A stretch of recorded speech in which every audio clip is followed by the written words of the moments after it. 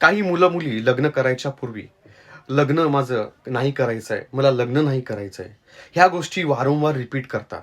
वारंवार घरातल्या काही कारणामुळे असेल, घरामध्ये एखाद्याला व्यसन असेल, घरामध्ये सतत कटकटी होत असतील, तर ती लोक कंटाळून किंवा चिडून ह्या गोष्टी म्हणतात की मला लग्न नाही करायचंय.